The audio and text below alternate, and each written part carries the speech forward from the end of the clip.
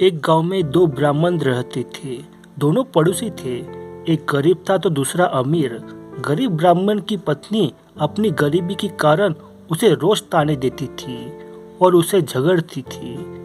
एक बार पूर्णिमा के दिन गरीब ब्राह्मण अपनी पत्नी के रोज रोज के झगड़ों से तंग आकर ये सोचकर जंगल की ओर चला पड़ता है कि जंगल में शेर या कोई मांसाहारी जानवर उसे मारकर खा जाएगा तो उस जीव का पेट भी भर जाएगा और मेरे मर जाने से रोज की झिकझिक से मुझे मुक्ति मिल जाएगी।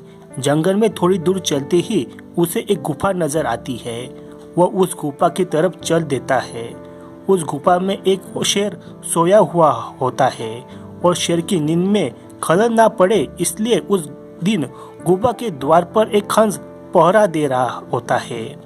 हंस जब दूर से ब्राह्मण को अपनी तरफ आता हुआ देखता है तो वह चिंता में पड़कर सोचने लगता है कि ये ब्राह्मण इधर आ रहा है तो शेर जग जाएगा और इस ब्राह्मण को मारकर खा जाएगा। किसी प्रकार इस ब्राह्मण को बचाना होगा, नहीं तो पूर्णिमा के दिन मुझ पे पाप लग जाएगा।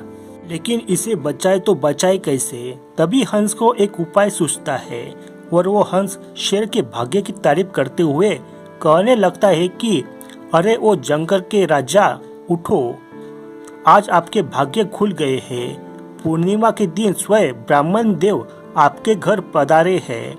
ऐसी शुभ घड़ी बार बार नहीं आती है, इसलिए जल्दी उठो और इन्हें दक्षिणा देकर यहाँ से रवाना करें। ब्राह्मण को दक्षिणा देने से आपको मोक्ष प्राप्त हो जाएगा और आपको पशु योनि से छुटकारा मिल जाएगा। शेर को हंस की बात सही लगती है। शेर दहाड़कर उठ जाता है और जो पहले से शिकार किए हुए मनुष्य के आभूषण या गहने उस गुफा में पड़े होते हैं वो सारे गहने उस ब्राह्मण के पैरों में रखकर शीश नवाता है तथा जीभ से उनके पैर चाटने लगता है। तभी हंस ब्राह्मण को इशारा करता है कि ये ब्राह्मण देव, ये सब गहने उठाओ और जितना जल्दी हो सके यहाँ से वापस अपने घर लौट जाओ, क्योंकि यह सिंह है, कब इसका मन बदल जाए यह कहा नहीं जा सकता। ब्राह्मण उस हंस की बात समझ जाता है और सारे जेवर गहने समेटकर अपने घर की ओर लौट जाता है। उसकी पत्नी ढेर सारे जेवरात देखकर बहुत खुश हो जाती है और वह गरीब ब्राह्मण उन गहनों को बेचकर सुख चैन से जीवन निर्वाह करने लगता है। लेकिन कहते हैं कि इंसान अपने दुख से उतना दुखी नहीं होता जितना कि दूसरों की तरक्की देखकर दुखी होता है। ऐसा ही हाल उस अमीर ब्राह्मण का भी हुआ। अमीर ब्राह्मण की पत्नी ने गरीब ब्राह्मण के घर जाकर उसकी पत्नी को किसी तरह पोट फुलवा कर सारी बात पता कर ली कि किस प्रकार से शेर ने उसे इतने सारे जेवरात दक्षिणा दी है। जब अमीर ब्राह्मण की पत्नी को ये सब पता चलता है तो वो भी अपने पति को जबरदस्ती अगली पूर्णिमा की रात जंगल में उस शेर की गुफा की ओर भेज देती है। लेकिन आज शेर का पहरेदार बदल चुका था। आज का पहरेदार था कौवा। कौवे की तो प्रवृत्ति होती है कि शेर कुछ शिकार करे और बचे कुचे में वह भी अपना पेट भर ले।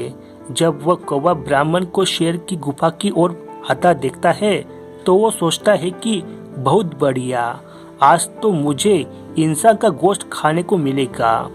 ब्राह्मण इधर आएगा, मैं शेर को जगाऊंगा। शेर को गुस्सा आएगा और वह ब्राह्मण को मार देगा तो मुझे भी कुछ खाने को मिलेगा। वाह, आज तो मजा आएगा। ये सोचकर वो कौवा जोर जोर से काव काव चिल्लाने लगता है। काव काव की आवाज सुनकर शेर जग जाता है और गुस्से में दहाड़ने लगता है।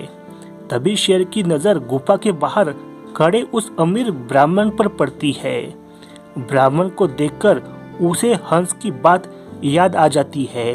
वो समझ जाता है कि कौवा काव काव क्यों कर रहा है। शेर हंस द्वारा कहने पर अपने पूर्व में किए गए पुण्य कर्म को समाप्त नहीं करना चाहता था, पर फिर भी शेर तो आखिर शेर होता है। वो दहाड़कर ब्राह्मण से कहता है कि जो हंस था, जो अच्छी सोच वाला, अच्छी मनोवृत्ति वाला था, जो उड़कर अब सरोवर चला गया है और अब कौवा प्रधान पहरेदार है, जो तुम्हें मारने के लिए मुझे उकसा रहा है। इसलिए ब्राह्मण देव, मेरी बुद्धि घूमे उससे पहले ही आप यहाँ से चले जाओ, क्योंकि शेर किसी का जजमान नहीं हुआ है। वो तो हंस था जिसने मुझ जैसे जानवर से भी पुण्य कर्म करवा दिए। दूसरा ब्राह्मण सारी बात समझ जाता है और डर के मारे तुरंत प्राण बचाकर अपने घर की ओर भाग जाता है।